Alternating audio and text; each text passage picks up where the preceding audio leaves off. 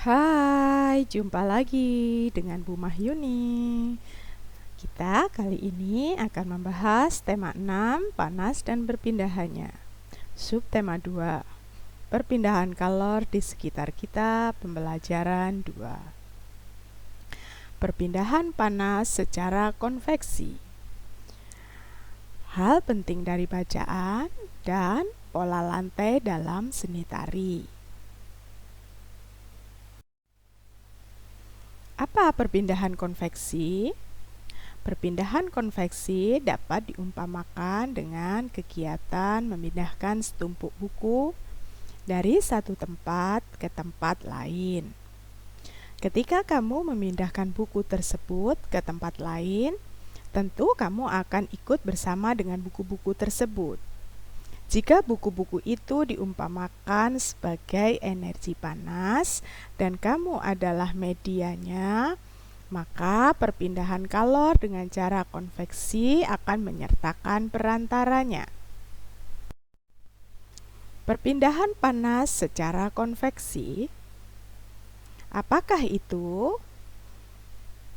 Perpindahan konveksi adalah perpindahan kalor yang disertai dengan zat perantaranya. Biasanya, perpindahan secara konveksi terjadi pada benda zat cair dan gas. Perpindahan konveksi, zat yang menerima kalor akan memuai dan menjadi lebih ringan, sehingga akan bergerak ke atas. Contoh peristiwa konveksi. Ini adalah gambar air yang sedang direbus. Peristiwa konveksi terjadi pada saat merebus air. Air yang letaknya dekat dengan api akan mendapat panas, sehingga air menjadi lebih ringan. Air akan bergerak ke atas dan digantikan oleh air yang ada di atasnya. Demikian seterusnya, sehingga air yang mendidih lama-kelamaan akan habis atau menguap.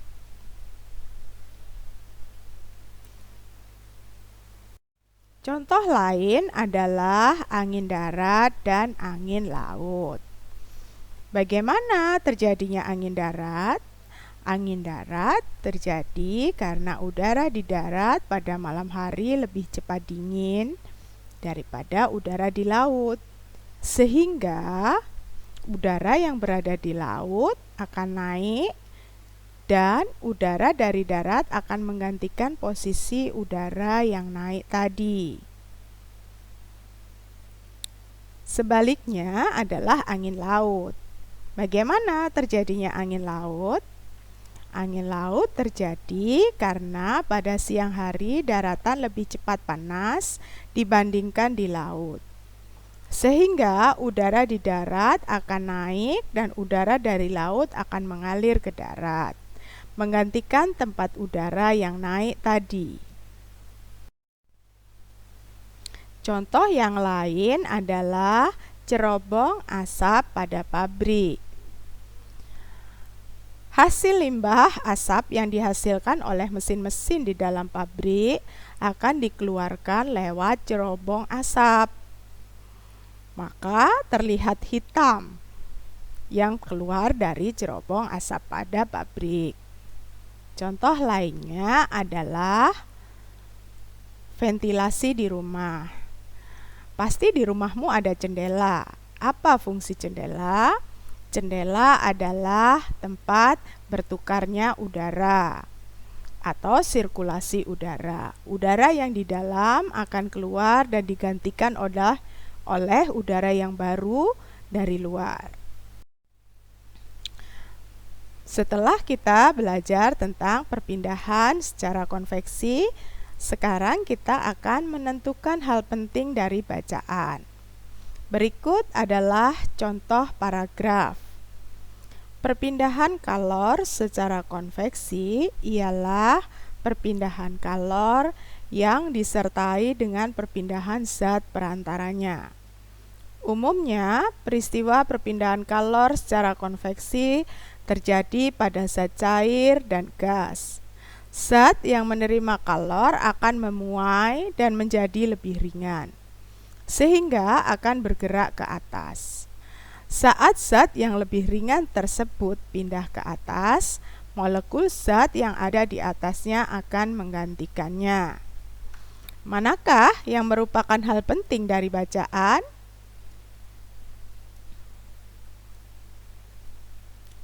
Hal penting dari bacaannya adalah 1. Perpindahan kalor secara konveksi ialah perpindahan kalor yang disertai dengan perpindahan zat perantaranya. Yang kedua, peristiwa konveksi terjadi pada zat cair dan gas. Paragraf berikutnya. Perpindahan secara konveksi dapat diumpamakan dengan kegiatan memindahkan setumpuk buku dari satu tempat ke tempat lain. Ketika kamu memindahkan buku tersebut ke tempat lain, tentu kamu akan ikut bersama dengan buku-buku tersebut. Jika buku-buku itu diumpamakan sebagai energi panas dan kamu adalah medianya, maka perpindahan kalor secara konveksi akan menyertakan perantaranya. Manakah yang merupakan hal penting dari bacaan di atas? 1. Perpindahan secara konveksi dapat diibaratkan dengan kegiatan memindahkan setumpuk buku. Ketika memindahkan buku, kamu akan ikut bersama dengan buku-buku tersebut. Perpindahan kalor dengan cara konveksi akan menyertakan perantaranya. Contoh lain, peristiwa konveksi terjadi pada saat merebus air. Air yang letaknya dekat dengan api akan mendapat panas, sehingga air menjadi lebih ringan. Air akan bergerak ke atas dan digantikan oleh air yang ada di atasnya. Demikian seterusnya. Yang dapat diambil dari paragraf tersebut adalah 1. Peristiwa konveksi terjadi pada saat merebus air. Yang kedua, air yang letaknya dekat dengan api akan mendapat panas dan bergerak ke atas. Ini adalah contoh paragraf lainnya. Kamu dapat melihat pada gambar dan membacanya. Kira-kira manakah yang penting dari paragraf di atas? Ya, yang pertama yang penting adalah perpindahan kalor secara konveksi juga mengakibatkan terjadinya angin darat dan angin laut. Kedua, contoh peristiwa konveksi yang lain adalah penggunaan cerobong asap pada pabrik. Yang ketiga, pemanfaatan ventilasi sebagai sirkulasi udara dalam rumah juga memanfaatkan perpindahan panas secara konveksi. Marilah kita buat peta konsep dari bacaan di atas. Intinya adalah tentang perubahan secara konveksi. Apakah konveksi itu?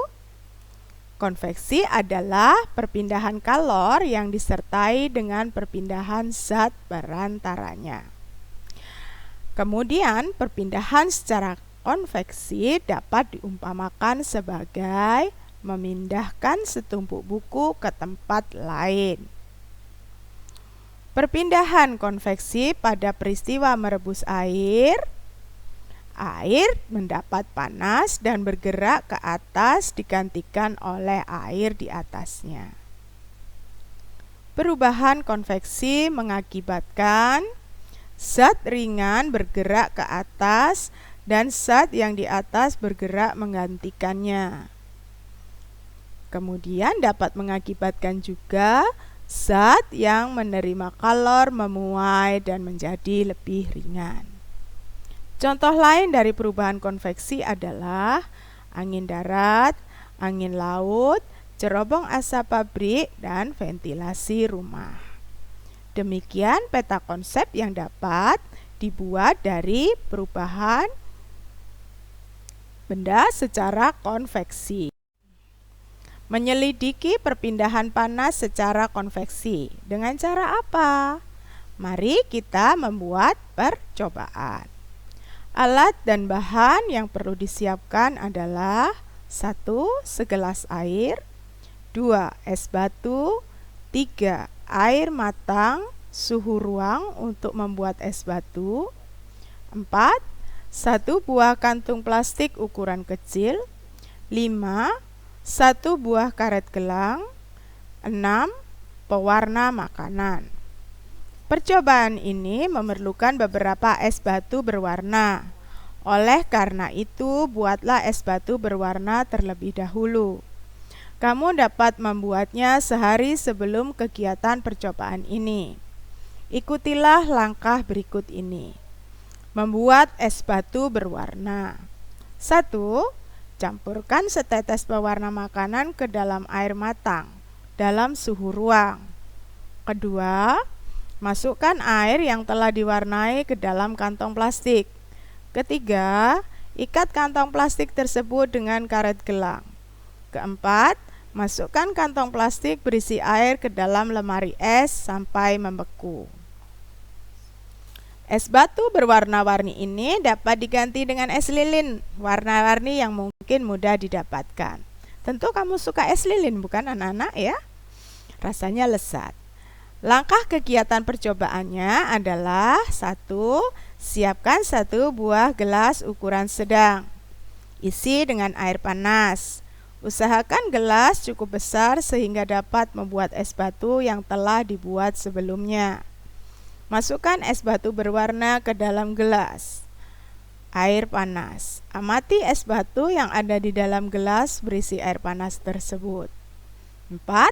Catat apa yang terjadi dengan es batu berwarna tersebut. Bagaimana bentuk es batu setelah dimasukkan ke dalam air panas? Apakah es batu mencair? Mengapa demikian? Ya, ukuran mengkecil dan mencair. Peristiwa ini terjadi karena pengaruh kalor yang dirambatkan dari air panas. Pertanyaan kedua, es batu mencair karena mendapatkan panas. Berasal dari manakah panas tersebut? Panas tersebut berasal dari air panas. Pertanyaan ketiga, apakah zat perantara pada percobaan ini? Jawabannya, zat perantara pada percobaan ini adalah air. Pertanyaan keempat, termasuk peristiwa apakah perpindahan panas pada percobaan ini? Mengapa demikian? Perpindahan panas yang terjadi disebut konveksi karena kalor panas berpindah disertai berpindahnya zat perantara. Yang kelima, sebutkan 3 contoh peristiwa perpindahan panas secara konveksi yang terjadi di sekitar kita. Jawabannya, seperti yang kamu ketahui tadi. Merebus air, terjadinya angin darat dan angin laut, cerobong asap, pabrik atau rumah.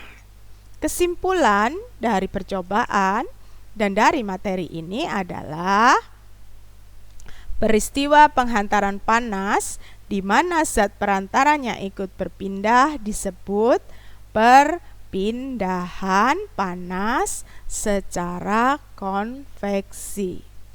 Perpindahan panas secara konveksi pada percobaan di atas adalah es batu mencair karena mendapatkan panas yang berasal dari air. Sekarang kita memasuki pada materi seni tari. Pada seni tari kita mengenal pola lantai. Apakah pola lantai? Pola lantai merupakan garis yang dilalui penari pada saat melakukan gerak tari.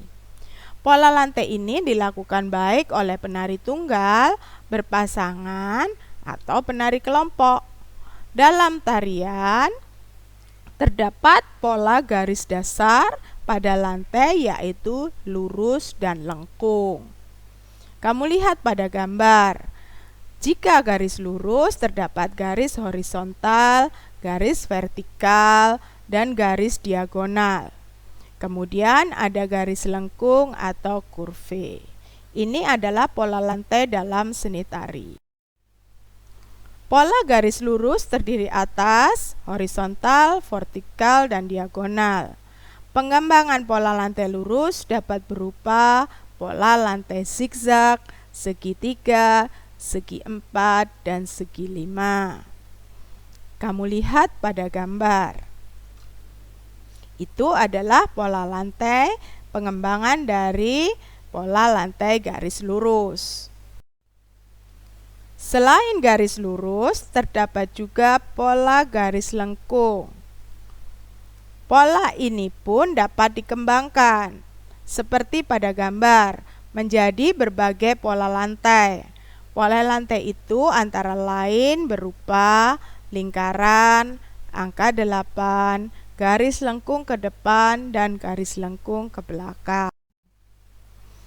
Kamu lihat pada gambar, ini adalah contoh tari yang menggunakan pola lantai. Contoh pertama adalah tari jaran kepang. Yang kedua, tari bedoyo semang. Tari jaran kepang berasal dari Yogyakarta. Tari jaran kepang mempunyai pola lantai gabungan antara pola lantai lurus dan lengkung yang sederhana. Pola lantai yang digunakan pada tari ini adalah antara lain melingkar, garis lurus ke depan, dan garis horizontal. Pola lantai pada tari jaran kepang tidak memiliki makna tertentu. Pola lantai dibuat untuk formasi penari. Beda dengan tari bedoyo semang. Tari bedoyo semang juga berasal dari Yogyakarta. Tari klasik ini mempunyai pola lantai yang sudah tertentu dan mempunyai makna tertentu pula. Pola lantai yang digunakan pada tari ini pun memiliki nama tertentu, seperti gawang jejer, wayang gawang 3-3, gawang perang, dan gawang kolo jengking. Marilah sekarang kita mencoba menentukan pola lantai. Kita tentukan pola lantai tari Saman Aceh. Kira-kira pola lantai apa ya, anak-anak? Ya, pola lantai diagonal. Gambar pada pola lantai diagonal adalah seperti ini. Sekarang pada tari Sekapur Sirih, Bengkulu. Apa ya kira-kira pola lantainya? Ya, pola lantai lengkung ke belakang. Gambar pada pola lantai semacam ini. Tari pendet Bali. Pola lantainya apa ya? Horizontal. Kita lihat gambar pola lantainya. Hanya lurus, ya. Tari piring Sumatera Barat. Pola lantainya adalah zigzag. Gambar pola lantainya sebagai berikut. Demikian anak-anak, selesai sudah kita membahas pembelajaran pada tema 6, subtema 2, dan pembelajaran 2. Sampai ketemu pada materi selanjutnya.